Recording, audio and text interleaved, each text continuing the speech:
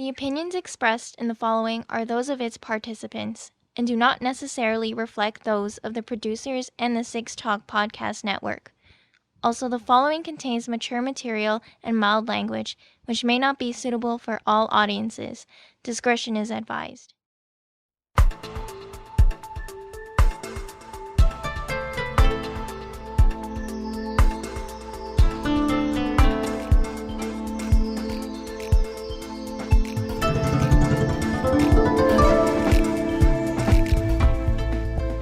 This is the Anime Roundtable Canada, presented by Anime North for Sunday afternoon, December 18th, 2022. You can contact us on email, animeroundtable@gmail.com, Twitter, Instagram, and TikTok at Anime Roundtable, and our website, animeroundtable.com.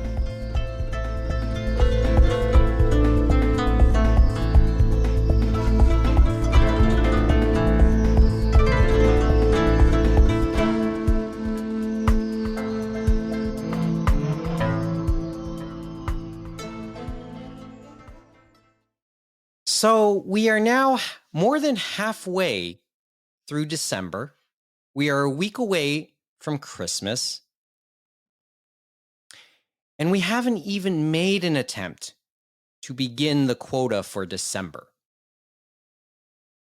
So why not start now? You know, part of the problem is it's just being able to all get together properly and plan out something to sit and chat. And we still haven't accomplished it, to be quite honest. So here we are, Mike Nicolas sitting at 6 points. Amy-Lynn, Greig, Kevin Ng, they're online. We're trying a new medium to record this. We're on StreamYard. If you remember our videos that we did late about a year ago, we recorded those on StreamYard. We're going to start trying to do that a little more. And hopefully that'll lead to something else. Hopefully I'll be able to say more about that in the near future. But how many times have I said that? Mohammed Shamarki, we hope he'll be able to join us just a little bit later on. James Austin is absent today. He is still mourning England's loss in the quarterfinals at the World Cup. Although that's been more than a week, I think. And though we're on that topic, the FIFA World Cup ended a couple hours ago in rather dramatic fashion as Argentina beat France in a penalty shootout. We can go on and on about that. I know we will when James and Mo were able to talk a little bit more about it. I know Amy and Kevin aren't as big a sports fan, but I thought we'd bring that up. I'm just not a soccer fan. Well, that's being honest too. Okay, I like to play soccer. I don't like watching soccer. Yeah, and I'm a horrible athlete, so. But I'll watch most things. I think throughout the World Cup, this is the first time we're talking since the group stage 3 weeks ago. And Canada had just played its first game. They lost their first game. They were about to get pummeled by Croatia. And, you know, obviously the rest of the tournament happened. When it comes to our fandom, of course, I think some of the talk, we joked around about Blue Lock and some of the jokes about how Blue Lock was kind of true to life in many respects when it came to the Japanese team, who got to the round of 16 and lost in penalties to Croatia, who eventually got to the semifinals. And ironically, I am told by friends who are fans of the Blue Lock manga and who have actually looked ahead into the story, at this point, there has not been a plot that involves penalty kicks. So I think we now have an idea for a plot later on for Blue Lock, just from real life. Because the obviously the basic events of Blue Lock kind of mirrors what happened to the soccer team in real life as well. Do you want to recap, or do you want me to recap for you guys? Just to give a basic premise and how it ultimately kind of relates here? Sure. Or, okay. So what did Mo say? Imagine a soccer tryout with overtones of Squid Game. That's the basic premise of Blue Lock. Basically, it's set in the immediate aftermath of the 2018 World Cup. Japan got eliminated in the round of 16 again in rather spectacular fashion when they gave up a 2-goal lead to Belgium, who eventually finished in third place. Ironically, they've been eliminated by teams that have finished in third place at subsequent World Cups. Right? Belgium in 2018, Croatia this week or a couple weeks ago.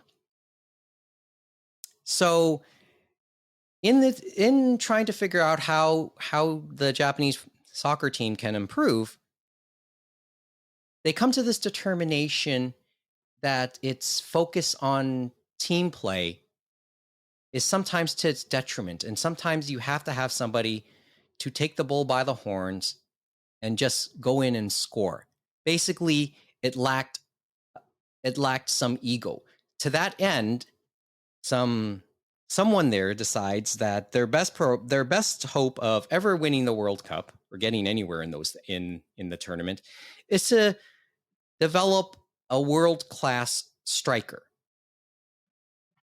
And to that end, in trying to do so, they decide to pit the best high school soccer strikers to a Squid Game-like contest or a Squid Game-like training camp, putting 300 of the best high school soccer players. I know I keep using the word soccer, but just work with me here. We're in North America. It's okay, Mike. Yeah, well, I wonder. Yeah, and of course we do wonder who listens outside of it, right? Japan uses soccer as well, generally, at least when they translate to English. So if they are referring to the sport to an English speaker, usually they'll use the word soccer, at least from my experience. So it works. Yeah, and I think that's actually they actually used the Japanese phoneticized word soccer. Yeah, that's what I mean. Yeah. Actual name of the JFA, right? In the actual Japanese name of the JFA. Anyway, where was I? Yeah, and basically put them through the challenges. And anyone who fails the challenges, well, they don't die, but they do get their soul basically sucked out of them, because every one of them who go into the contest goes in on the promise that if they fail, they will never play soccer again. It is it's such a horrible death, I think a lot of these players, so to speak, are going to experience. Because, it's just fun. It might be fun to watch a lot of these characters' dreams die. So that's the basic premise. Sadly, as much as I found the whole premise of Blue Lock interesting, I've still, to this point, only been able to get through 2 episodes. I have not had time to watch any more of the anime. And hopefully I'll be able to provide the link and you guys will see it before it expires. Apparently, if you're interested in reading the manga, Humble Bundle is offering an ebook version of the first 10 volumes of the manga as part of a Kodansha bundle. And I think if you're willing to pay, I think somewhere in the neighborhood of $25 Canadian for it, you'll get those first 10 volumes along with another bunch of other titles. Not complete series though, but at least it's a good cross section of stuff with that Kodansha think has been worthwhile, because I think they called the Read the Anime bundle. The Read the Anime of 2022 bundle. So I'll put a link to that later on. So there's the basic premise. And right now, in light of the World Cup, it might be the perfect anime to recommend to sports fans who might have been, into Squid Game as well, or Hunger Games or Battle Royale or those type of shows. So remember when we had that conversation a month ago about starter anime and how we felt, many of us were amused by the list that Anime Underground put out. Maybe this is something worth adding to our lists in case you want to recommend something to, the most casual of us or the most curious person who might not know too much about anime. Might be worth showing them. This would be a good title, I guess. Okay. So to peel or to maybe phase through the fourth wall a little bit, in the pre-show, Mike did explain to me the premise of Blue Lock. However, he did not preface this with the fact that Blue Lock was an anime or manga. So because I knew vaguely that Samurai Blue was some real-world Japanese soccer thing, as he was explaining the premise, I thought that was actually what Japan was doing after like the 2018 World Cup. Oh, you thought it was a true story? I thought it was completely I thought Blue Lock was just the name of like the program that Japan had put in place in order to do better. It was way after the end of the story when you I guess you mentioned anime or manga. I was like, oh, Blue Lock's the name of a show. Because, I knew Samurai Blue mostly because of one of the Owendon games has a soccer level and Samurai Blue, the song is playing. But I knew because of that, that's what Japan calls their soccer thing. I am so glad you used the term Samurai Blue. Okay. Samurai Blue is the nickname of the Japanese national men's soccer team. That's the nickname a lot of its fans give it. That's the nickname a lot of the English media give it. Mm-hmm. Right? It might be something that the JFA might have done themselves as a marketing thing. And I think the name actually started becoming a thing in 2006. Yeah, so they actually released a single called Samurai Blue. I have the CD. Yeah, actually. That's the song that was in Owendon that I was mentioning. So Owendon is a Nintendo rhythm game. And it's like, if you know Elite Beat Agents, it's similar to that. There's cheerleaders. In Japan, it's Owendon cheerleaders. In English, it's Secret Agents. But in one of the Japanese versions, which I purchased either when I was in Japan or imported, Samurai Blue is one of the songs. So that was my introduction to it. And then over the course of the years, probably through listening to this podcast, I became aware of Samurai Blue as, reference to the real, Japanese soccer team. So I heard Blue Lock and figured, it's locking in the Samurai Blue for the next generation. It's making sure that, locked in, it's making sure they're good, soldiers / athletes. Oh boy, I'm so sorry. No, sorry. I mean, I don't want to say it's disappointing because I'm kind of glad that Japan isn't stripping children of their dreams any more than they do culturally already, which is... And by that statement, I did mean culturally, not. I didn't mean anything bad. I mean, it's unfortunately a reasonable leap. When I was thinking about it, it seemed extreme, but not completely out of the realm of possibilities if they chose 300 of the most elite, and it's you gotta risk it. I don't know if you could do that legally, but in the real world, probably not. But yeah, that was great fiction. But the sometimes real life is stranger than fiction. Yeah, with how strict their high school exam or entrance exams are, you never know. Yeah, that's probably a fair point. At least you know it in real life, and I know it through fiction. So that coming from you, I believe that statement. It's the irony is that as Japan progressed through the tournament, key points and I'll preface this now by saying in the real life tournament this year, key moments in Japan's games was they would substitute out their strikers and then they would score key goals. This was the story of their 2 wins, actually, because they were able to come out hot in the second half of their game, of their wins, or the games that they won, by substituting their strikers. And they end up figuring into the goals. Yeah, they know when to switch Pokemon. Yeah. We'll get to Pokemon. I know it's too early for a segue, but it seemed it's going to be a great segue, actually. It seemed really apt. Like, that is what, like, professional Pokemon players do with the games. Like, it's all about, like, strategic switching of different Pokemon. So, like, it was interesting just imagining them sort of calling back the player and then sending out the stronger one for the situation. Like, yeah, well, that's sort of what happened in the final earlier today too, in many respects, right?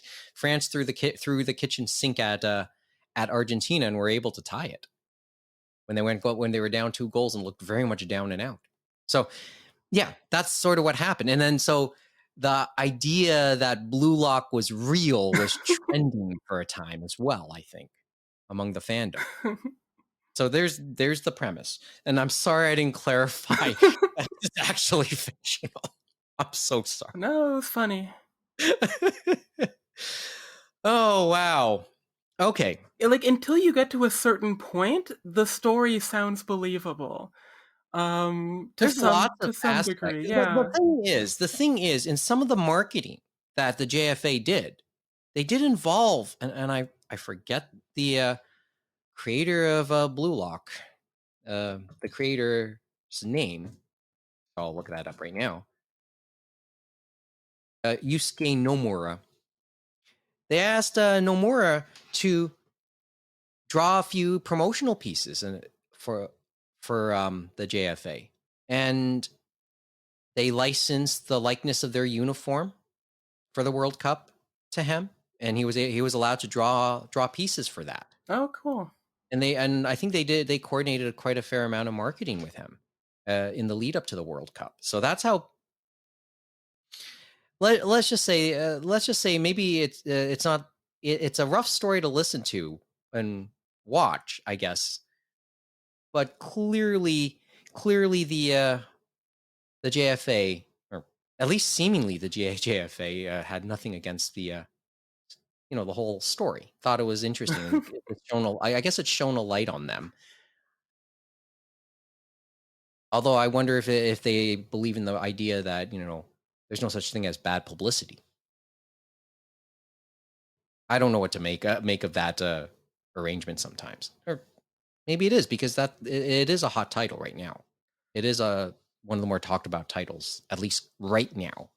All things considered. Much like Japan crushing the dreams of its children, I also weirdly, sort of, better light, I can't see Japan shifting from its teamwork focus, both culturally and then also, on a school or on a team level. Like, their level of, let's all work together to overcome our goals is like another sort of deeply ingrained thing, which I think is wonderful.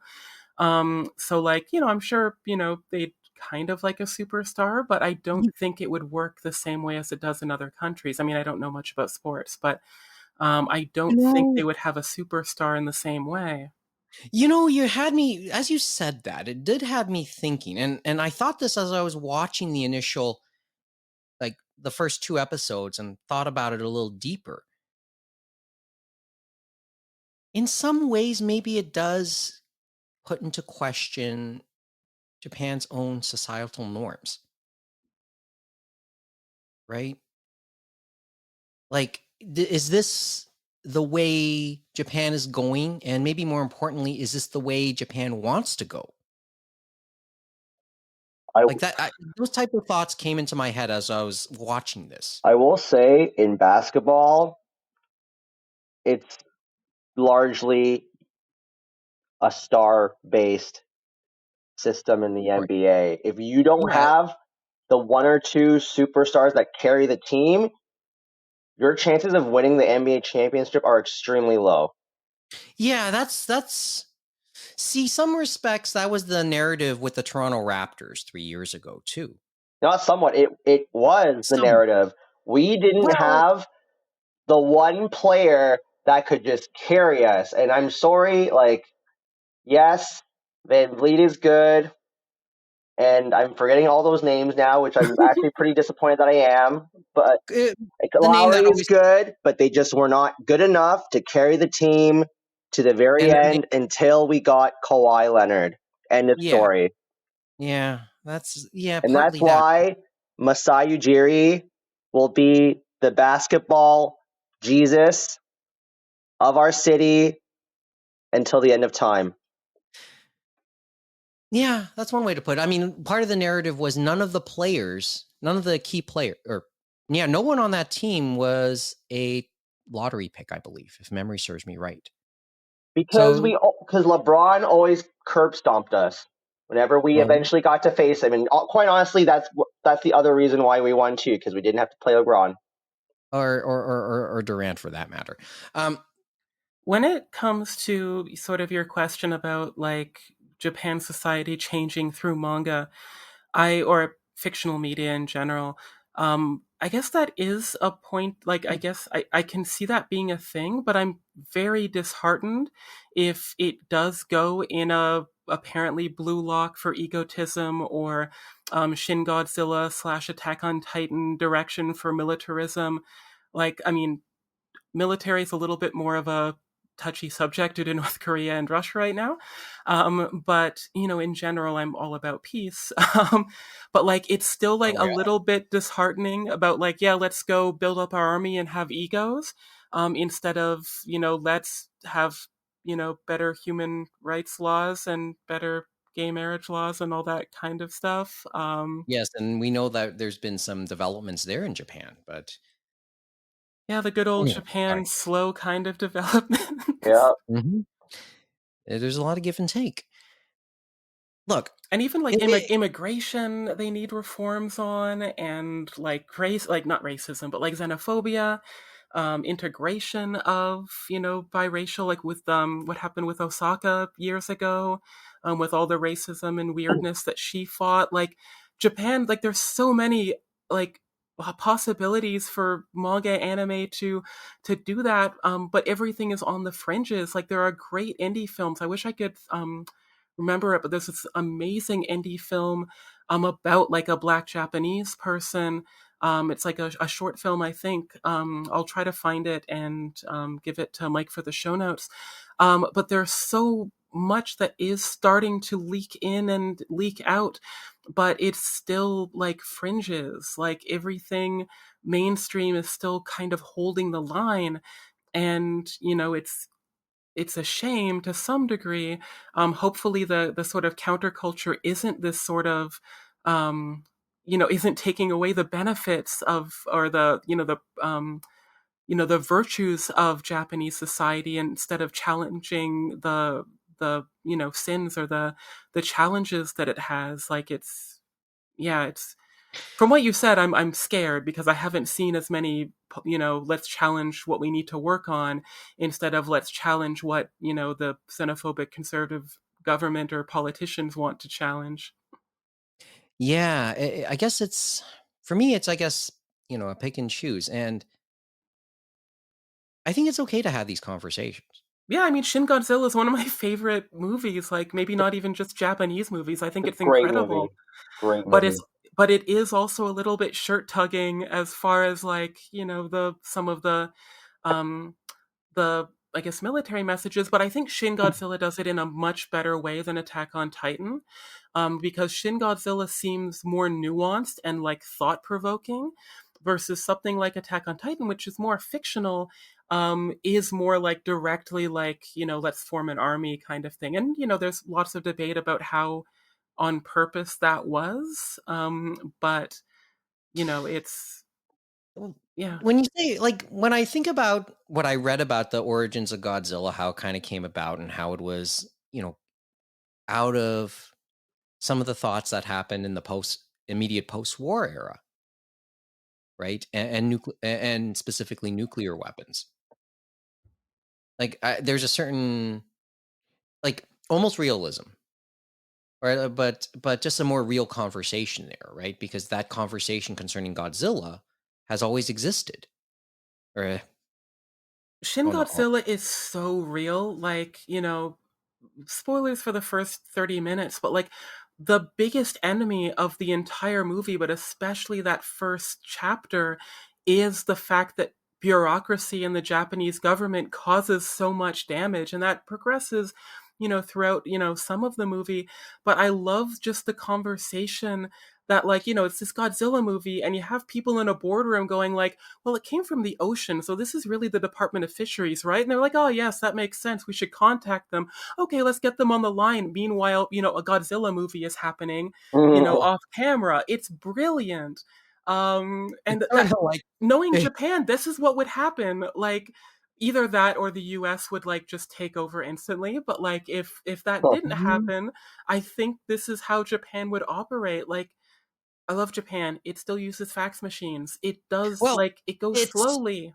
Like, as you said all of that, you made me remember that not too long ago, Japan had a cabinet minister whose portfolio concerned technology, and said cabinet minister didn't even own a smartphone or was computer literate or something like that. Japan for you. Yeah, and in all of this, and on the topic of fiction, maybe projecting the future, and this is maybe a reach, but maybe a way to end it off, and then maybe we can talk about, fiction, a key point in a key checkpoint in our fandom and an era ending. This is a reach, but hear me out for a couple minutes. I think of show like some of the thoughts that from a show like Chobits or the latter stages of the GTO manga. If you remember those, if anyone read them and remembers them. Remember, Chobits was about, or one of the subplots of Chobits was about people's addictions to persocoms, to their little robots that acted as, personal assistants. Or pets. Like computers. Yeah. And that was in the early aughts. But it, in some respects, may have predicted what's going on in the smartphone era now. In the latter stages of GTO, I don't know if either of you read the manga. I didn't get around to reading my set yet. No. Okay, Amy, I know, were you around when Yama showed the anime? I don't think so. Okay. And this wasn't depicted in the anime, but in the latter, and maybe this is a spoiler right now for people who have not read the GTO manga, but I'm gonna just indulge me for a minute. One of the final plots or final storylines in GTO was when the school got taken over by a young administrator, and she gave everybody, and remember, this is like late 90s, early aughts as well, probably. She gave the entire student body free PDAs, basically Palm Pilots, right? And then they were internet connected. Everyone seemed to love them. And it had message boards and stuff, right? But then at a point, the message boards that the PDAs were connected to started to like spread gossip about certain students. And it started to make for a toxic school. And Onizuka had to deal with that in the latter stages. Does it sound familiar already? Did this happen in the live action? It wasn't depicted in the live action. Was not. Okay. I thought it maybe did, but then I guess not. Because I did watch live action. Okay. But you kind of get where I'm going with this, right? So, Onizuka had to kind of deal with that, and how the rumors kind of messed up things, and how he has to fix that. So just a thought for how fiction kind of is a mirror, or maybe a look ahead to certain things, rightfully or wrongfully. It's interesting because like cyberbullying is such a huge thing here in at least in Canada, I'd imagine North America in general. Um, I'm sure it exists in Japan, but Oh. the difference here, like I'm sure, especially due to something we'll probably talk about in subsequent weeks, but like the main difference or the main sort of like small little buffer Japan has is that they don't have smartphones or internet access for that kind of thing during school hours, right? Like it's only, at home.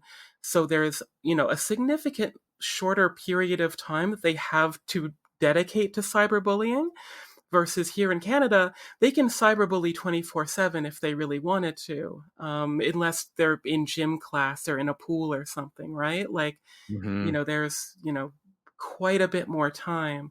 But it is a sort of a fantastic, or not fantastic, it's an impressive, prediction because, in like the 90s or even like the early 2000s, I'm sure with, the tech or the platforms I've heard tales of like ICQ or things like AOL or MSN that I kind of grew up with, plus message boards in general, sure, bullying happened, but like once smartphones took over, with, the PDAs were kind of this like promise of a smartphone that didn't exist yet.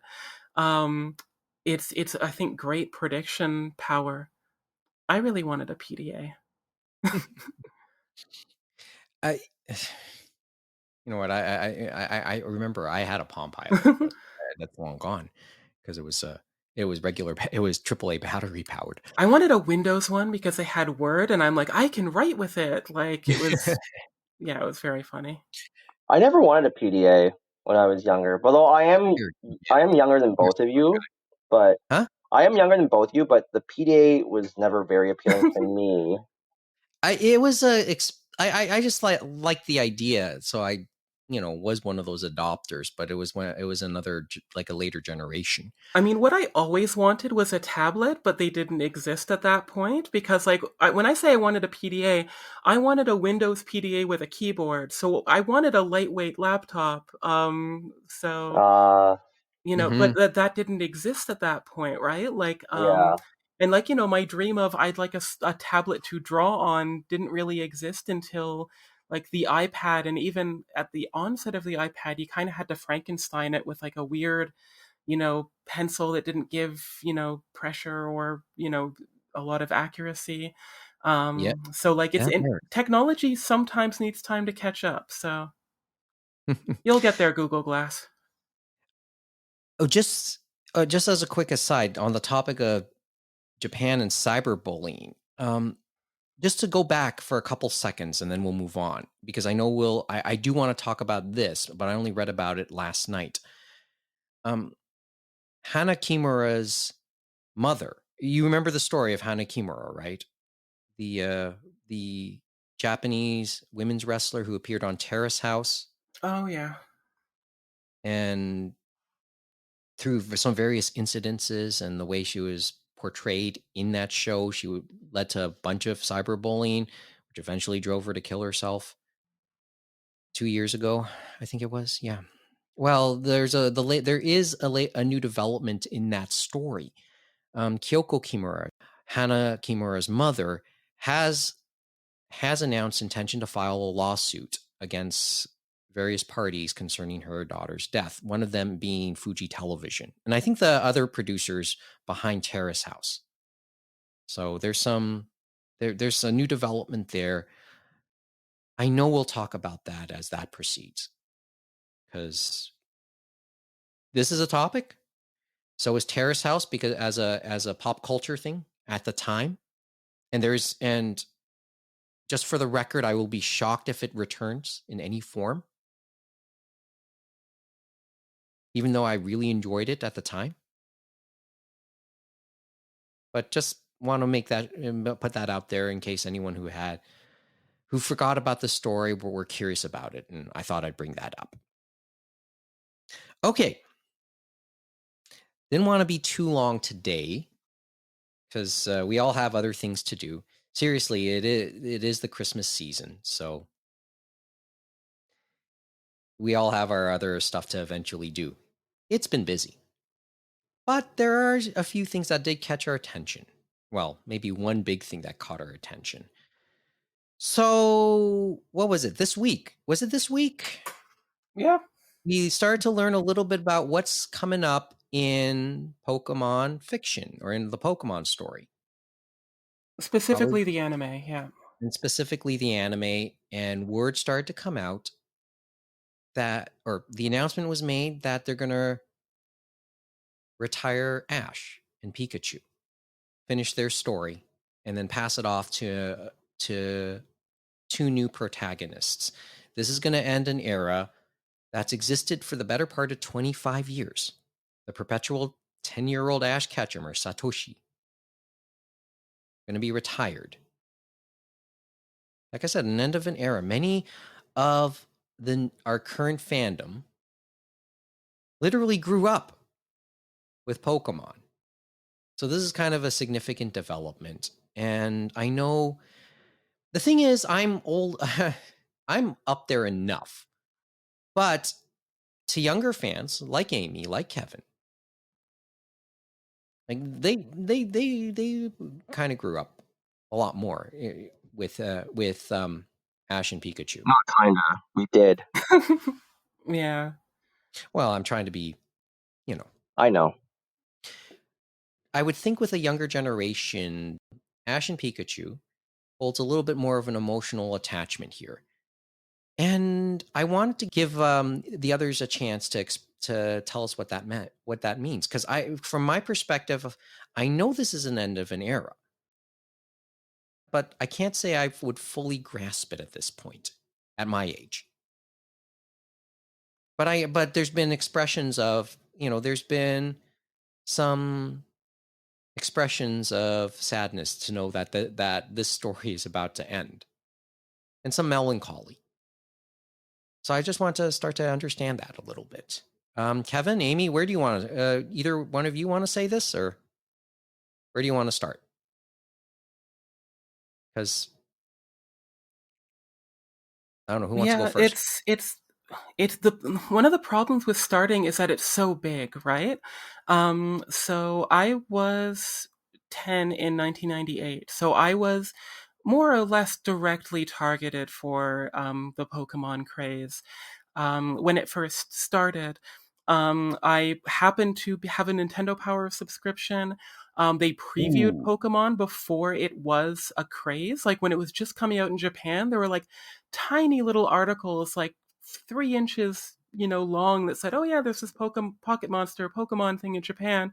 Maybe it'll come here." And eventually, they had a Pokemon Power insert to the magazine, which was, not really a strategy guide, but like a little fun magazine just introducing readers to the concept of Pokemon.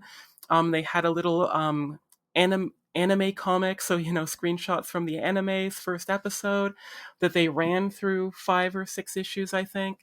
So like I was really like engaged even before the show or the anime came out. Like I was desperate to like find out oh, is YTV going to carry it? When is YTV going to carry it? I know it's not Kids WB, but hopefully we're not too far behind. When can I watch it? I remember, because back then games came out in Canada a few days later.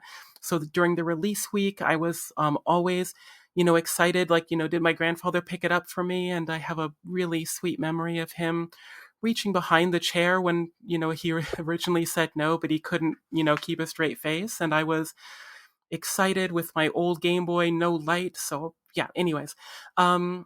So I still love Pokemon.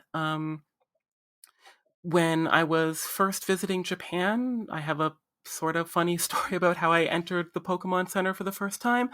But when it comes to the anime specifically, I think this actually goes beyond like an end of an era discussion, and kind of like to be honest, I'm baffled. Um, in a sense, like the current story of the anime So for those of you who don't know, the basic structure of the Pokemon anime for so many years had been replicating the current generation or region of the games. So in the original, he was going through Kanto, so the 8 badges there, and they usually do a little bit of playing things fast and loose with the Elite Four and the championships. But they go through the regions, meet all the characters that are in the games for the most part. And then there's sometimes a little bit of a filler season if there's if they need time. But that went on until essentially, I guess, the seventh generation. We're at 9, yeah. So until the seventh generation, so Sun and Moon, is when all of a sudden this stopped, and Ash didn't go through the challenges of that region. Instead, they set up Ash at a school. The art style changed. It was more dynamic, more experimental. The types of stories they were telling were a little bit different. It wasn't the same adventure. They had a home base on one of the islands. So this was the Alola region, based on Hawaii. And that was kind of the first indication of, oh, things are changing with this series. Interesting. And then the next season, which is, the one that's, we're pretty much wrapping up right now, they also changed the anime's format again. So instead of going through Galar, the region based off of England, so the 8th generation, they had Ash with a new protagonist named Go, no relation to Pokemon Go, I'm sure. And they went to every single region depending on where the writing would take them. So the first episode, they're in Kanto, and they see Lugia, who is a Generation 2 Johto Pokemon, but whatever. They'll go to different regions. They'll meet Ash's friends and people he's met from different regions in certain episodes. They saw Mewtwo once, like Go, whose goal was catching all the Pokemon, versus Ash, whose goal was continuing to be a Pokemon master and training all the Pokemon. Go was catching legendary Pokemon. He caught Suicune, he caught Regieleki, he was catching, I think, a shiny Voltorb. Like, he was catching hundreds of Pokemon, essentially, and filling this sort of domed zoo sort of thing the professors in that region sort of set up. So there is like so many unique things that they were doing in this season with like the setup. Ash's team was relatively like strong. He had Dragonite, he had Gengar, the new Surfetched, so two fighting types. He had Lucario being essentially one of the secondary mascot Pokemon after Pikachu and Charizard, featured in Smash Brothers. There was so much like, oh wow, they're doing a lot. And then it all culminated in Ash beating the Pokemon League for the first time since, well, last season, technically. But, not just the Pokemon League, but it was a world champion. So the undefeated character from the Galar games, he beat he beat several other champions. So, Ash's, 10 years of age, 25 years of experience, dream employee journey came to an end, and he won. And in that win, Pikachu faints for a moment and sees all of Ash's, at first it's the original Pokemon, so it's Charizard and Bulbasaur and Squirtle and Butterfree, and then it expands to all of Ash's Pokemon that he's caught in the previous adventures, and that gives Pikachu the courage to get up and fight. And so all of this was leading people to basically start saying, Ash has kind of done it at this point, hasn't he? What are they going to do next? Are they just going to have him be beat by a level 5 Pokemon again like they did in the 5th generation? Are they going to have him be a mentor to new characters? Like, what's going to happen? Because previously, Ash is a moneymaker. Like, being perpetually 10, you can continue to sell Ash and Pikachu merchandise, and we'll get to Pikachu in a second, into infinity, and use Ash as this, like, anchor point for Japanese children, and to a lesser degree international children. They know who he is. They know what his deal is. And then to have all of that suddenly stop is like, it has an emotional impact for people of Kevin and my age, because we've seen this 25-year journey, but like for someone who just started watching at age 8 or 9, they've only maybe seen a few years, unless they got really obsessed into reruns. So Japan and the Pokemon companies lost something perpetual. So on that level, I'm baffled. But they're also like, I think a lot of people wanted them to take a risk and take things in a more mature direction, like some of the sort of smaller anime, like 10-minute episodes like Pokemon Generations and Pokemon Origins. They're not going to do that. That was a treat for people in their 20s and 30s. But yeah, it's so fascinating. There is going to be an 11-episode epilogue anime starting in January before the new protagonists begin. So it'll be interesting to see what happens there. And I guess another historical note is for the 20th Pokemon movie, I guess that would have been in 2017 or so. They did have a secondary continuity for, I think, 2 or 3 movies where it's a different Ash origin story, separate from the mainstream anime. But yeah, that was a lot of history and talking. If you have specific questions, I'm sure Kevin and I don't can. know where to go, to be quite honest, because I can't speak to the plot. I can speak a little bit for maybe save a thought for some of the people, some of the actors. Right? Kevin? Is there something you want to add to all of this? I really don't know. I mean, what else to add at this point?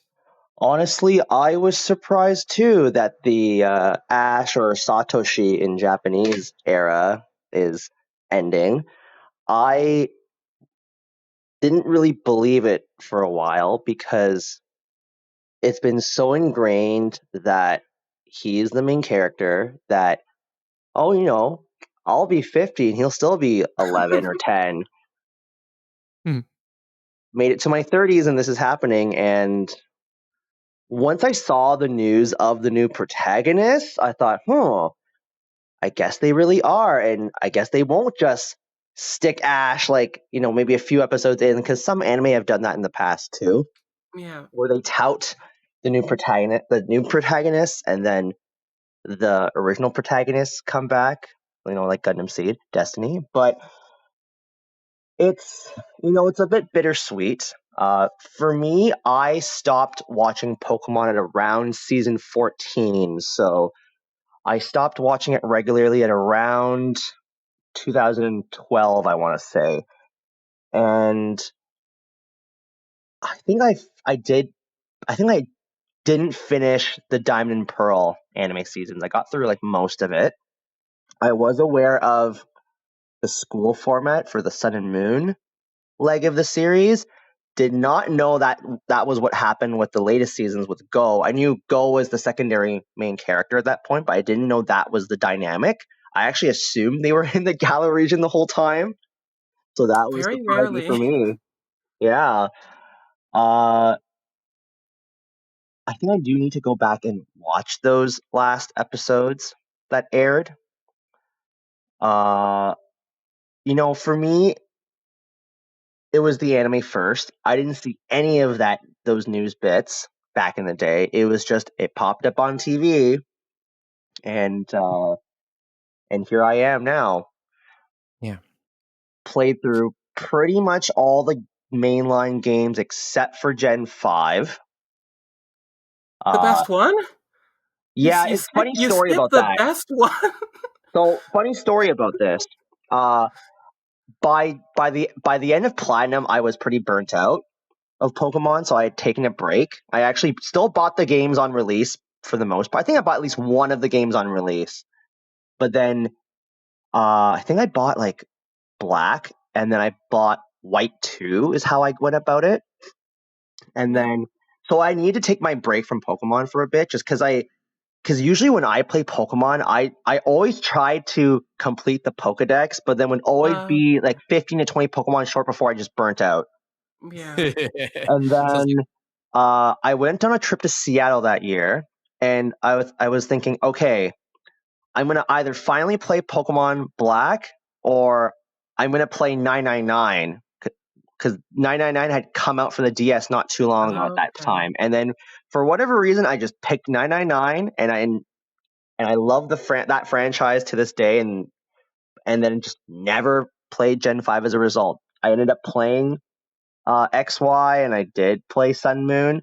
I'm only starting Sword Shield now because I wanted to see if they can patch the stuff in Scarlet and Violet before I started, and plus I felt compelled to just show my niece Sword and Shield first as Okay. well. Of course, it always has to talk. It always comes back to your niece. Yeah, I just weep them while they're young, right? And Yes. then I think it's a good thing ultimately that they're making this change because sometimes you do need to freshen it up a little bit, like how Amy was describing those recent developments from the last few seasons. I remember hearing at one point where Team Rocket was competent. I don't remember what seasons those were, though. So they Yeah, became a they form. had black or gray costumes for a little bit. They were, yeah, slightly more competent. Weird stuff with Team Rocket. Like for a while, they weren't allowed to have their own Pokemon except for Wobbuffet. Oh, Yeah, it was this weird structure with the anime. Like wait, even with Wobbuffet, like it usually wouldn't like be seen coming out of the ball, so it was more like Meowth. where was Um, Meowth then? no, Meowth was there. I Oh, consider okay. Meowth a character rather than a Pokemon for the most part.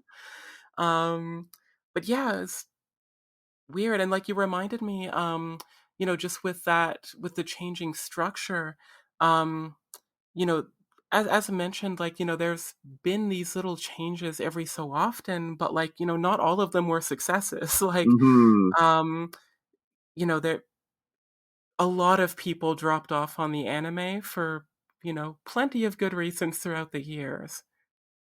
But it's not for people who have watched it, and it's not targeting, To us adults really. now, Yeah. more or less. Like for me, it was just because I think what happened was I was pretty diligent up until season 14, and then finally I couldn't. Uh, I started working on weekends, and I just couldn't. I couldn't catch it in the morning, and then the VCRs only work so well before the tapes start running out, and then I just never got around to buying a DVR player, so then fell behind. So the main, I think I stopped watching sort of routinely about the same time, so after Advance. Mm. But I think it's interesting that this also lines up with, and I think I'll talk about this after I kind of address Mike's question, or statement. I think it lines up with the advent of the internet, because I think one of the main reasons why I stopped watching is because I could just get all the spoilers, from Cerebi.net or Yep. from eventually later on Twitter. It's like, oh, Ash beat this person or Ash caught that. Cool. I don't need to watch the episode because it's, until Sun and Moon essentially. Actually, previous, I think X and Y had some interesting story stuff, but, essentially until Sun and Moon, like it wasn't a, interestingly written show, like it was a kid's show. But anyways, I did want to address Mike's statement, and just, you know, talking a little bit about, the what's being lost, and excuse pronunciation, but that is Rika Matsumoto, the historical Veronica Taylor at this point, and I think Sarah, something Zero not to Cheney. Tenny. Yeah, not in Cheney.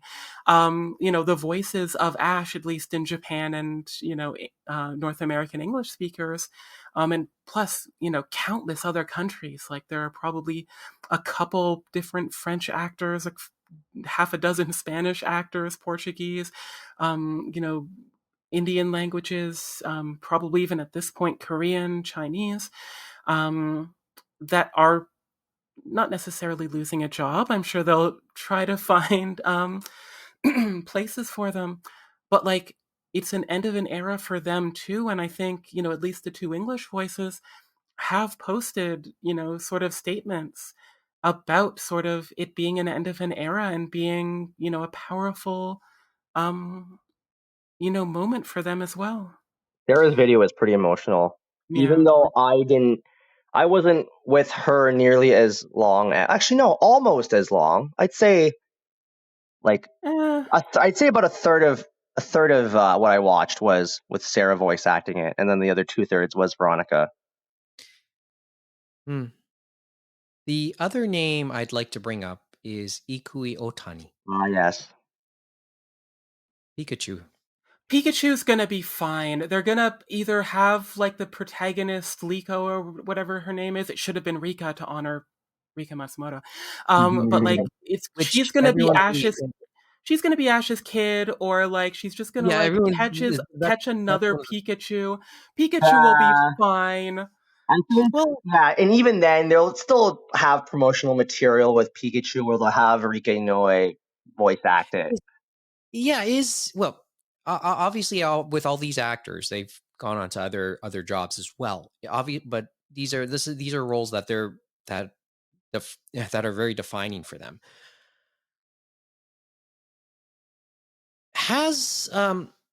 Do we know of any statements that either Matsumoto or Otani have made in relation to this announcement? Are we aware of any? I don't think so. If you go to the press releases and, the various wikis, the voice actors for the new characters haven't been announced yet. So I would expect that on the Japanese side, things will be quiet until those announcements are made. Okay. Because I'm curious about the reaction. One, I spoke to Lawrence a couple days ago at work, and he wondered, how he kind of speculated maybe how is Otani feeling about this, which I thought was an interesting statement, an interesting way for him to. That was his reaction, right? So, not much has been said. I'm not aware of anything publicly said by Rika Matsumoto or Ikui Otani. So I thought I'd bring that up. And remember, Pikachu's had the same voice all the way through. Yeah, there were a few episodes and that includes in English. So it is her voice in the English episodes and most of the international, if not all of them. There were a few moments in the English version which for whatever reason, I think Rachel Lillis ended up voicing Pikachu, and you can really tell that it's someone else. But yeah, aside from that, in almost every instance of Pikachu uttering the line Pikachu or Pika P, which translates to Satoshi or Ash, it's been her, including the Smash Brothers games, lots of toys, the Let's Go games, games which feature Pikachu's as an audio instead of the digitized cry. Yeah. Actually, Just go on and on. So I thought, there you go. It's just interesting all timing. I mean, latest game has just come out. I know that. It's weird timing because it's the 9th generation. I figured, this would be a good one for number 10, but I guess, we've crossed the 1,000 Pokemon barrier. It's weird that this is happening in Pokemon Spain. I would have, thought maybe they would have waited till a return to Japan or something like that, but I guess marketing and business decisions trump, narrative stuff. Don't worry, I won't say it. I won't say it right now. well, you'd think in theory that they could have kept it the way it was and it was fine. Yeah, that's sort of interesting that you brought it up, right? There isn't. Well, how much in the way of evergreen characters do you see in anime, or do we just move on? Naruto and Boruto. I think Right? Pokemon More is in it. Naruto than Yeah. Burrito. I think when it comes to Pokemon, it's in an interesting place where it could have had new characters every season, like your Pretty Cures or Common Riders, but it went on long enough that would have been weird by the time they got to the 3rd or 4th generation. They I just figured think, oh, yeah, I guess not. you know what? If they tried this move any earlier, I think it could have been to its detriment. Yeah.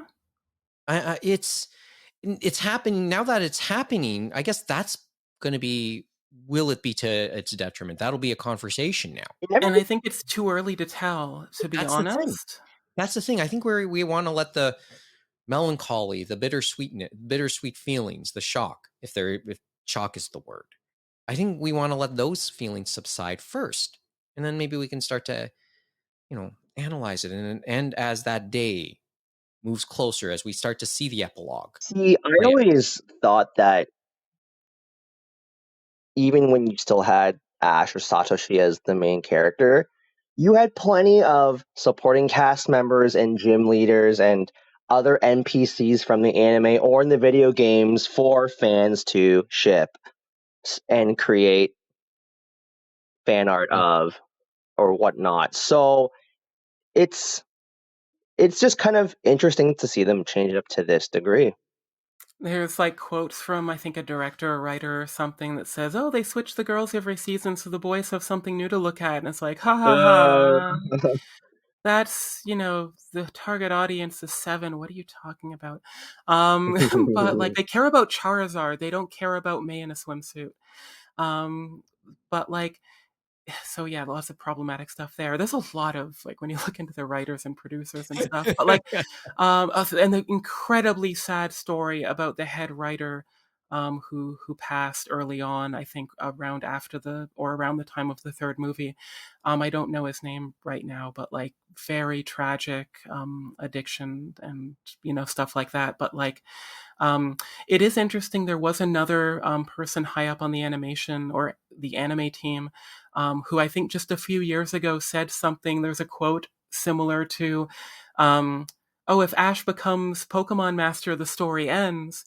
And sure enough, maybe he's not a Pokemon Master right now. That's what Gary asks in the or Shigeru, named after Miyamoto, in the Japanese version. That's what he asked at the beginning of the trailer for like the new series and the epilogue and sort of the promotional video that was released. He has the quote, "Oh, now that you're champion, does that mean you're close to being a Pokemon Master?"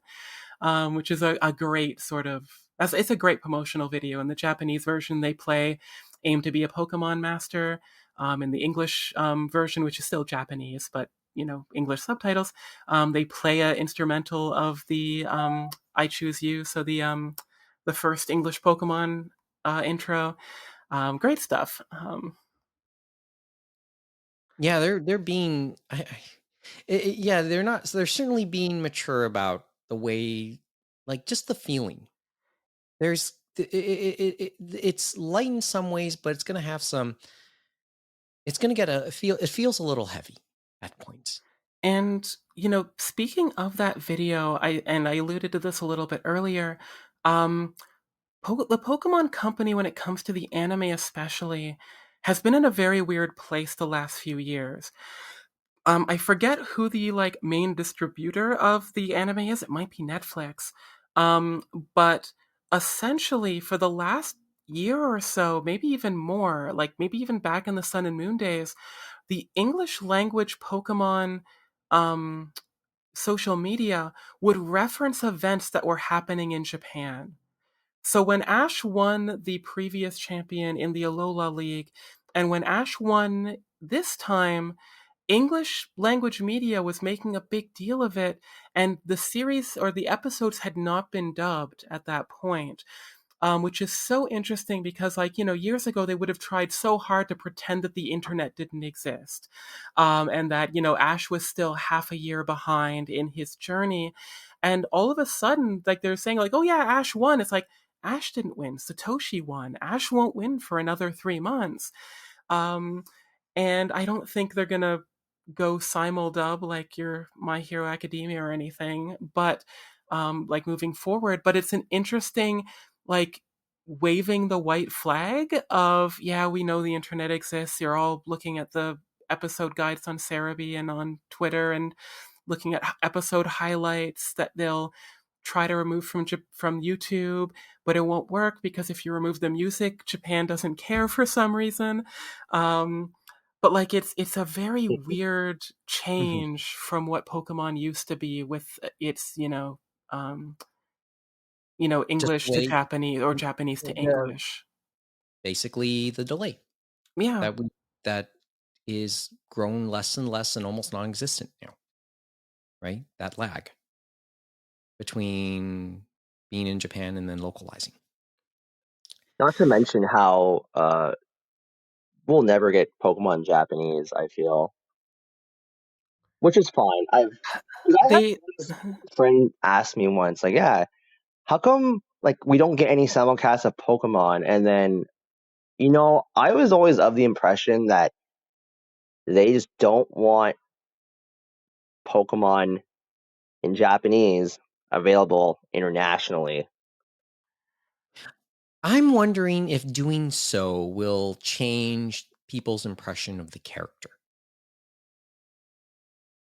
I mean, that's a thought that just comes to mind. That just popped into my mind. I guess they just don't. I guess it's such a small market that they figure like we're not losing that much from the fan subbers. Mm-hmm.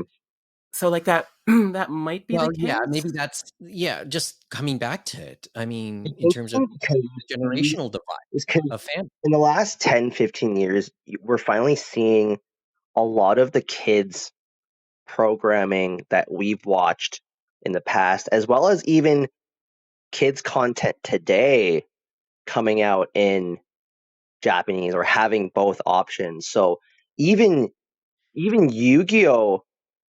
Japanese episodes have been made available legally at various points in various seasons. Obviously not the season 0, but like everything else has had various legal releases of the Japanese version, mostly online.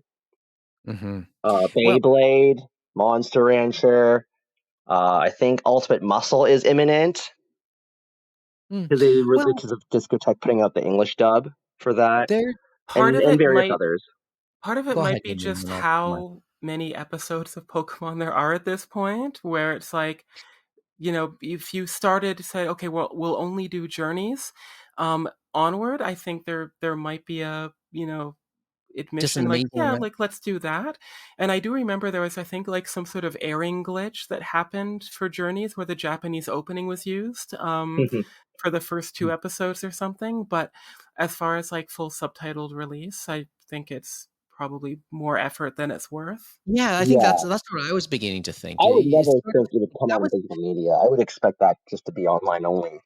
It's a reverse version of what Discotech Media has been known to say about wanting to do dubs of some of the older shows they license. They said they say it's too much work, but so is trying to translate for subtitles. That's a lot of work too. Yes, it is. It's okay. Yes or no? Is there a version of the train leaving the station? We just talked about why the dub isn't coming out. So hear me out. It's more of a case of, and this is my last point, because I did want to keep it short. Our fandom has come to the point where it's almost where the sub and dub debate, the sub and dub split preference among fandom isn't as stark as it used to be. It's almost, maybe I'll dare say it's practically equal. Maybe it's leaned towards the English side, the English speaking side, the dubs, because I think the fandom has grown a lot more fond of the English language side of it, and it's to the point where that kind of informs why going to the effort of doing the Japanese, releasing a Japanese language edition would be really pointless, because this was part of a group, or aimed at a group that grew a taste more for English dubs anyway. So really there's no point in trying to show a Japanese subtitled version to people who probably wouldn't have wanted to watch it in the first place. Or did I just get too wordy, or do you want to process that and we'll save that discussion for another time? Don't tell that comic book artist that thinks dubbing is xenophobia. That's the answer, right? That's your answer. You got a little too wordy for me. I also think that like for later on. Yeah, and I also think that it does, because like that the artist who I mentioned, who I obviously disagree with, but do I? I guess I respect. I don't know. Lots of complicated thoughts there, but like the one concession that he does give is that for kids anime, it should be dubbed. So when as far as the main topic today of Pokemon, like it's always going to be dubbed into the native language of whatever country it's exported to.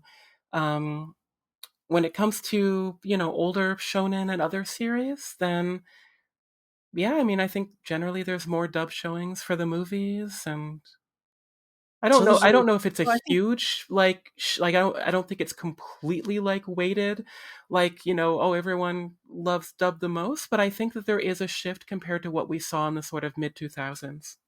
And I think you just hit a point saying, okay, there's some nuance to this thought. So we have to kind of go through that a little bit before saying yes or no. And it maybe isn't a yes or no answer. Kevin? And maybe I'll leave this as a last thought and we'll end it off for today. Or no? What? What's your thought? You want to at least weigh into this, or do you want to at least let that process that and let that digest for a bit, and then we can have that? Well, clearly, that market's in the minority in terms of people wanting the Japanese version. It's just that it's obviously a would be nice kind of thing, but I always thought for Pokemon it was unrealistic. Okay. For the various reasons you described, and it always just felt like with Pokemon specifically, they were always adamant about not showing the Japanese aspects of the show. Like they didn't want you to think it was from Japan necessarily. And I don't even mean like the early 4Kids stuff. Like it just felt like the Pokemon company was always adamant about this. Okay. That's a good way to put it. And maybe, as I said, as I always say, this is an ongoing conversation, so we can continue that conversation. Maybe as the epilogue starts to play out, and continue the conversation when Mo and James are able to come back to the table. I do need to ask, Amy, how are you finding Scarlet and Violet? Oh, okay. I'm not that far into it. It's not grabbing me. Like I don't think it's terrible. Like there's the graphical issues and stuff. I don't know, like the designs of this generation. I know I sound like an old lady now, but like the designs aren't like thrilling me, and like I like designs from older generations. Like there's some great stuff, even in this one. But like the 1000th Pokemon is like the cheese string mascot mixed with the Silver Surfer. It's like wow, it's really silly. Like nothing. Yeah, like so. And all the stupid Violet Pokemon are robots. So there's secret cool future past Pokemon when you get to the end, which I just know I'm not there yet. I just know about, and like all of the Violet ones are like similarly designed robots, and it's so lazy. Like have some of them be holograms, have some of them be like cyborgs with mutant parts or something. Like the past designs are all interesting. Like Jigglypuff has a giant head, tail, and fangs. Volcarona is like a ground-based like moth larva, but still with wings. Like lots of creative stuff, and then all the future ones are robots. Really kind of notice at times that like, oh yeah, Pokemon still doesn't have voice acting. Music isn't as good as the last generation. It's fine, but like Sword and Shield had some great compositions in there. The Toby Fox songs, Undertale's creators, are great. So like the raid battle song, fantastic, but a lot of like the overworld and regular battle themes, is nothing standing out for me. It's fine. That's interesting to hear, I have to say. Oh, nice review. That's I'm one of the few people who is neutral. Because very quick review. The general opinions I hear is that yes, the game is so much fun in spite of all the technical aspects. And I've been watching some gameplay of it, so it's kind of pumping me up to actually play in spite of my little rant last episode. Yes, but I was gonna play it anyway.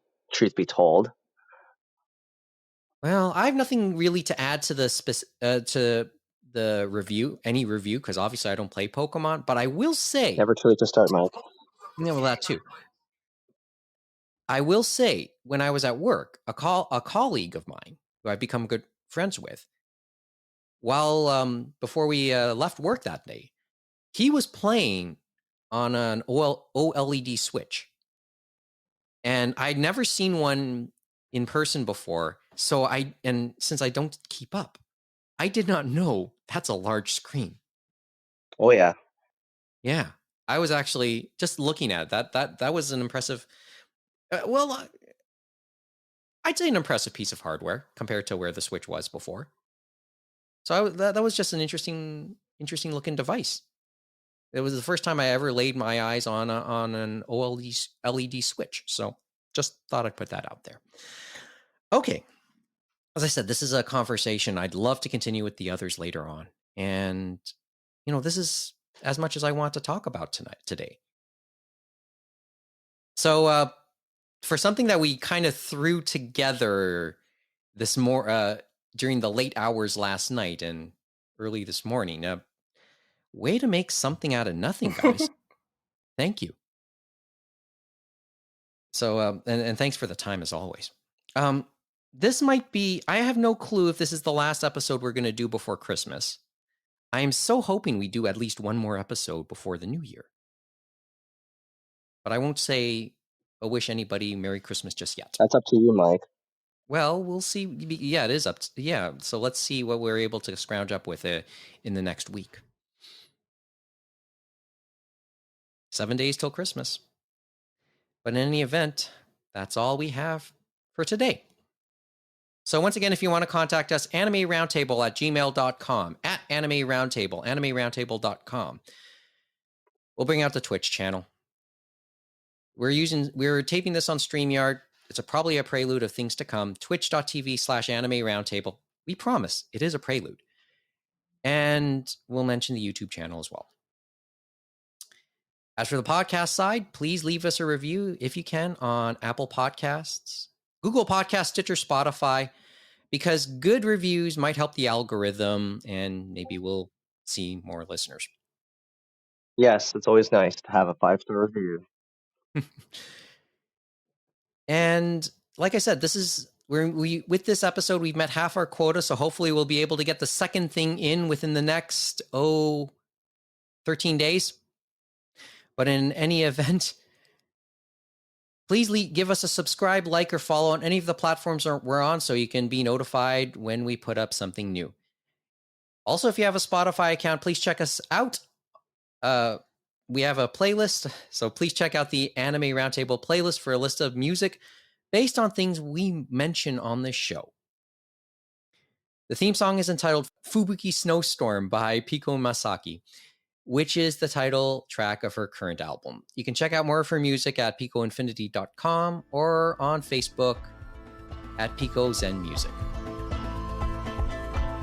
So until next time, thanks for listening. Good night from Toronto, and join us again for another edition of the Anime Roundtable.